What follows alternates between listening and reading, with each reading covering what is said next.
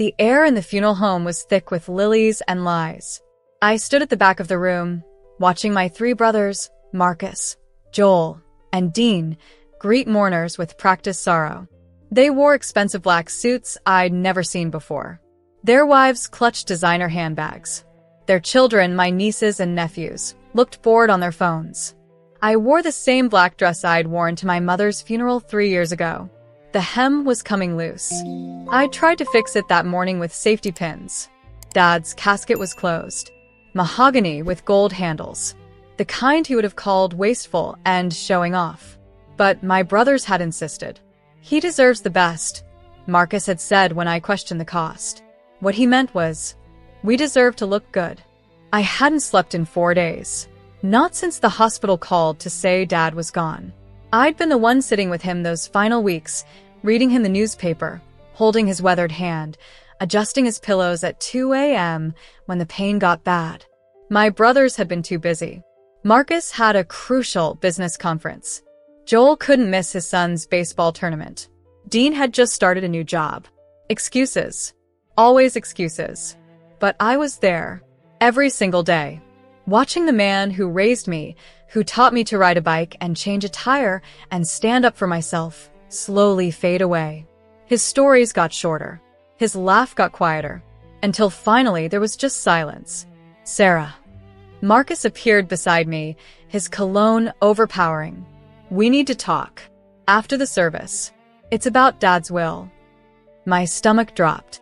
The will? Just come to the lawyer's office tomorrow. 2 o'clock. Why did he sound so cold? Dad had always been fair with us. He'd helped all 4 of us through college, given us each a loan for our first cars, treated us equally. Or so I thought. I pulled out the cardboard box I'd brought from Dad's house, his personal things the hospital had given me. Inside were his reading glasses, his wedding ring, a few photographs. And at the bottom, a folded piece of paper. It was a handwritten note, dated 2 months before he died. Sarah, remember what I told you. The house, the accounts, everything is divided 4 ways. Equal. Don't let anyone tell you different. I made sure of it. Love, Dad. My hands shook. Why would he write this? What did he know? I barely slept that night. My apartment felt too quiet, too empty. That was it. No, how are you holding up? No acknowledgement of what I'd just witnessed. Just logistics and a thinly veiled command.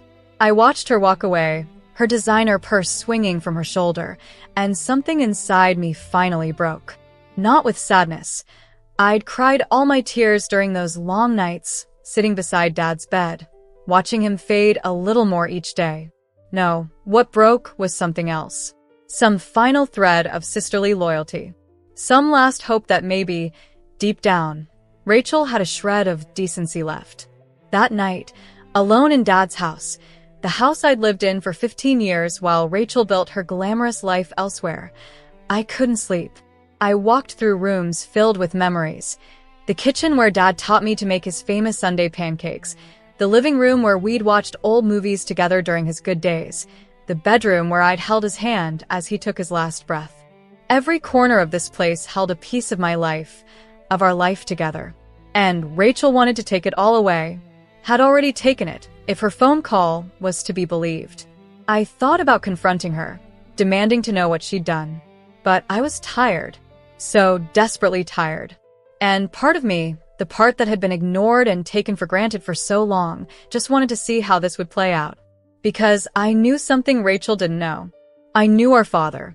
He was young, ambitious-looking, with gelled hair and a smile that didn't reach his eyes. Sarah, thank you for coming, he said, gesturing to a single chair across from my brother's. The setup felt like an ambush. Where's Mr. Peterson? I asked. Dad's lawyer. Mr. Peterson retired last year, Marcus said smoothly. We've been working with Blake here on estate matters. Estate matters? What estate matters? Dad had been healthy until 6 months ago. When did this happen? Let's just get started, shall we? Blake opened a folder, pulling out a thick stack of papers.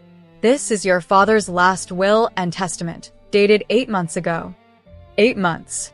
Right after Dad's diagnosis. Right when the cancer appeared.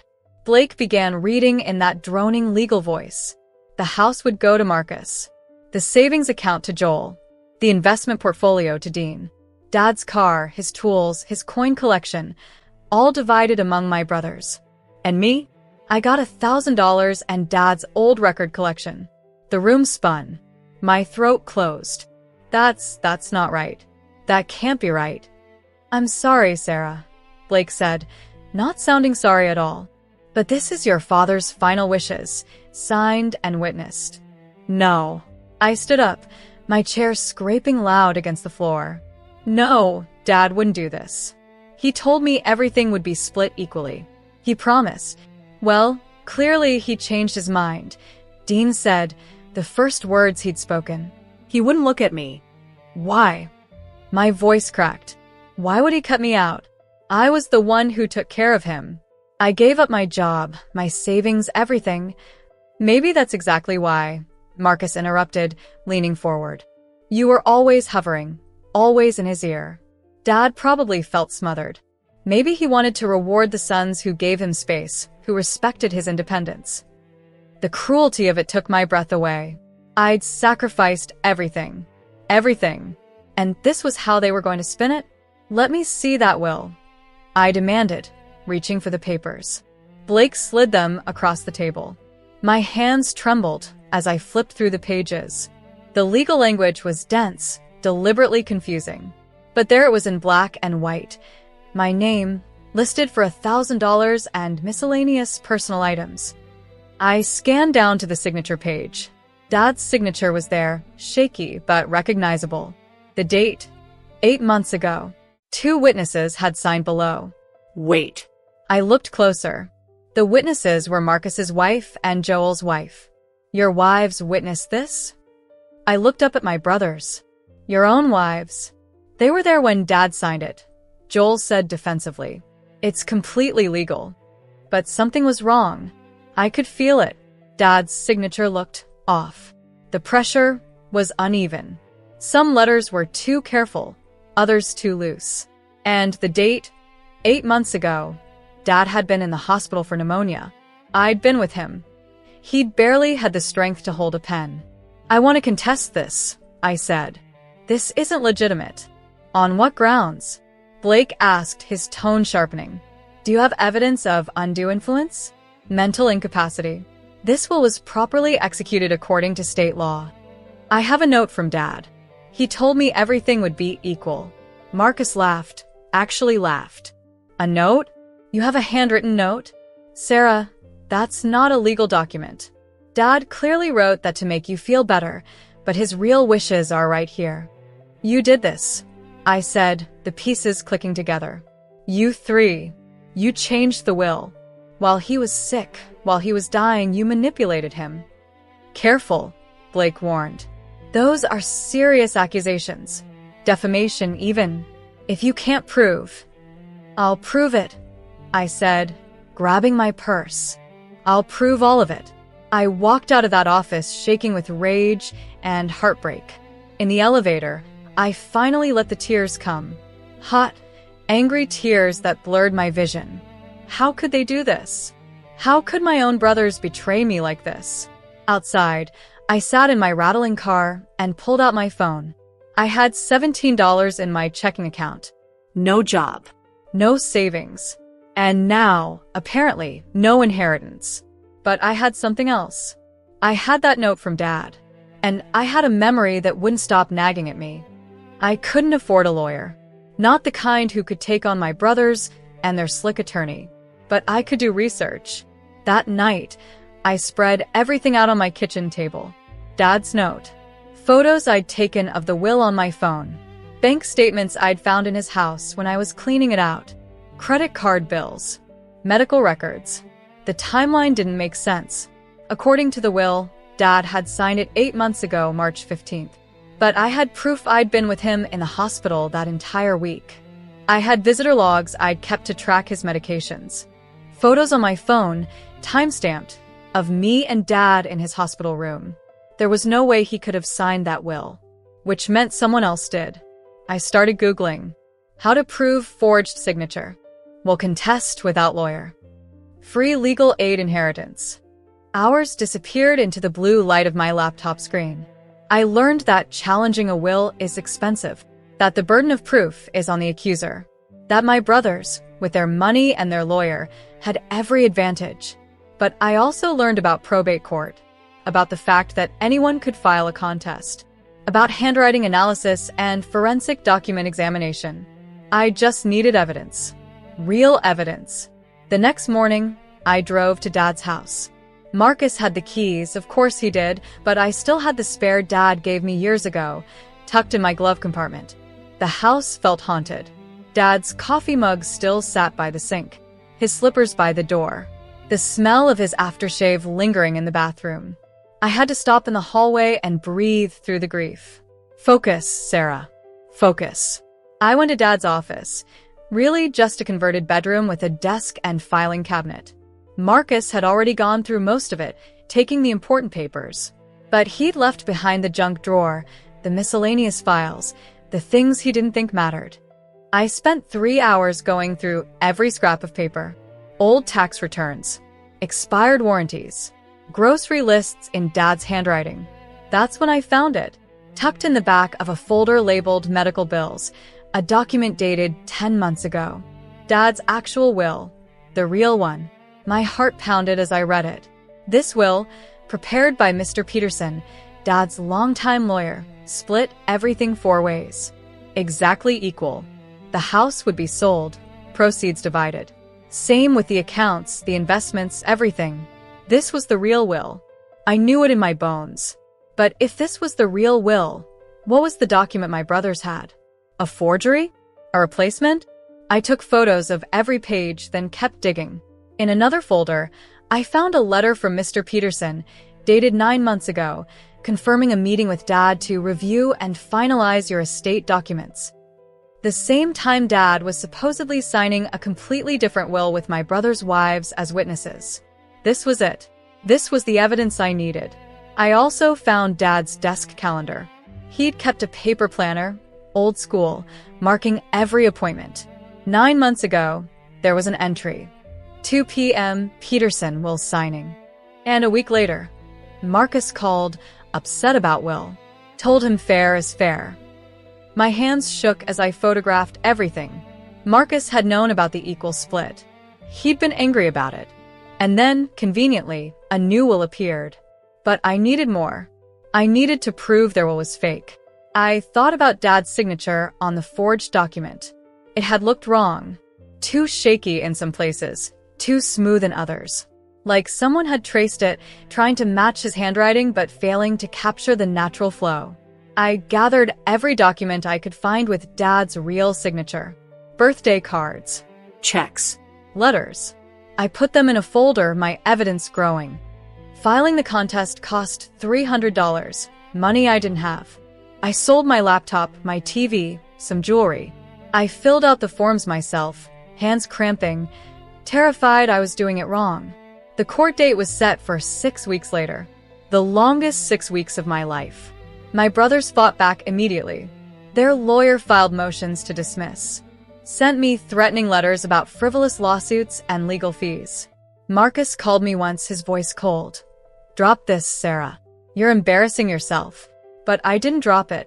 I couldn't. I found a forensic document examiner willing to work on contingency. He'd get paid if I won. He analyzed Dad's signature on both wills. His report was damning. The signature on my brother's will was highly likely to be a simulation, meaning someone had traced or copied it. I tracked down Mr. Peterson. He was retired but remembered Dad clearly. "Your father was very specific," he told me over coffee. He wanted everything equal among his children. He was worried his sons would try to manipulate things after he was gone. That's why he came to me, made it official. "Did he mention my brothers being upset?" I asked. "Oh yes, Marcus especially. He felt entitled to more because he'd been more successful. Your father shut that down immediately. Everything was falling into place. The day of the hearing, I wore the same outfit from the lawyer's office. I couldn't afford anything new. My brothers arrived in a town car, their legal team carrying briefcases. The probate judge was a woman in her 60s with sharp eyes and no patience for games. She listened to both sides. Blake presented their will, claiming it was legitimate. I presented mine, along with the forensic report, Mr. Peterson's testimony, and the hospital records proving Dad couldn't have signed their version. Your Honor, I said, my voice steadier than I felt. My father's final months were spent in pain. My brothers took advantage of that. They forged a new will to steal my inheritance, not because they needed the money, but because they felt entitled to it. That's a lie. Marcus stood up. Our father chose. Sit down. The judge snapped. She turned to Blake. Counsel, I have a question about the witnesses. Blake straightened his tie. Yes, Your Honor. Both witnesses are married to the beneficiaries. That's legal in this state, but it's convenient. Too convenient. She flipped through the papers. And there's no notarization. Why? It wasn't required.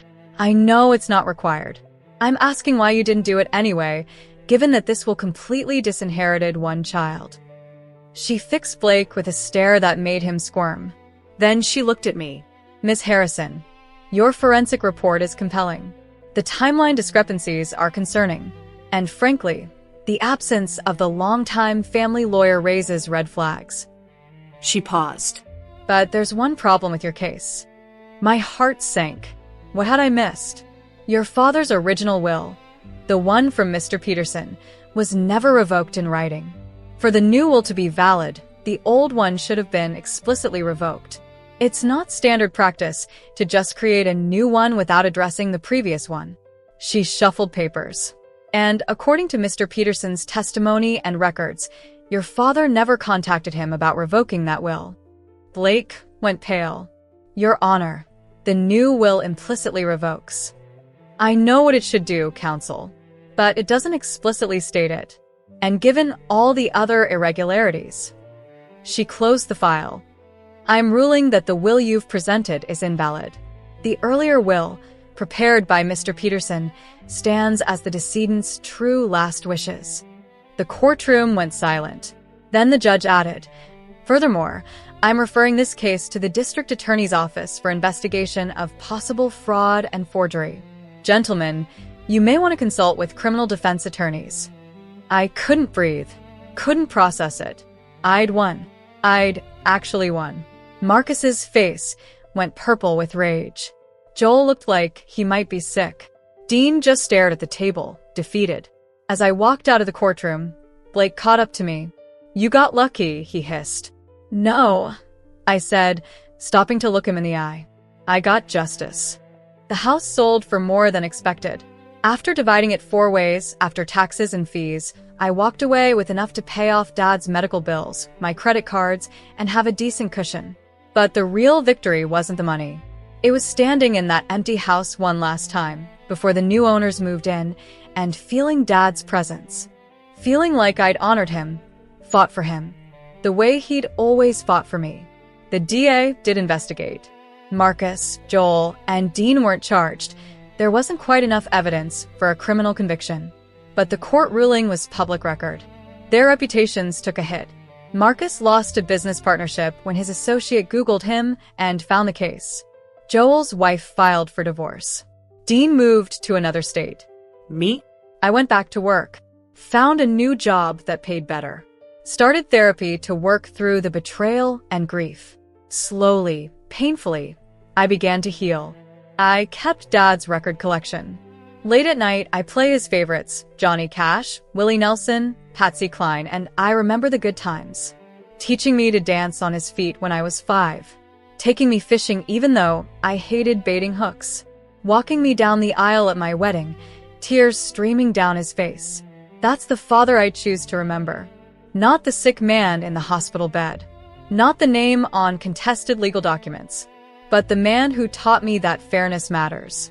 That you stand up for what's right, even when it's hard. Especially when it's hard. I don't speak to my brothers anymore. That bridge is burned beyond repair. Sometimes I see them at family gatherings, the ones with extended relatives who don't know what to do with our fractured family. We're polite, distant. I mourn the relationships we could have had, should have had. But I don't regret fighting. I'd do it all again. Because that missing signature, that one detail Blake and my brothers overlooked, changed everything. It revealed the truth. It proved that when you try to cheat someone who has nothing left to lose, you better make sure your story is airtight. Mine was airtight. Theirs had holes. I visit Dad's grave every Sunday. I bring fresh flowers and tell him about my week, about the justice we won together, him and me, about how his final gift wasn't the inheritance money, it was teaching me to fight for myself. Thank you, Dad. I whisper to the headstone. Thank you for seeing me, for valuing me, for making sure they couldn't erase me. The wind rustles through the cemetery trees, and I swear I can hear his voice. That's my girl. I knew you'd figure it out. If this story touched you, I hope you'll stay for more. There are countless stories of justice, resilience, and truth, and I'll keep sharing them. Because sometimes the underestimated sister wins. Sometimes the truth comes out. Sometimes justice isn't just a word in a courthouse. It's a feeling that lets you sleep at night, knowing you honored the person who loved you most. And that's worth more than any inheritance.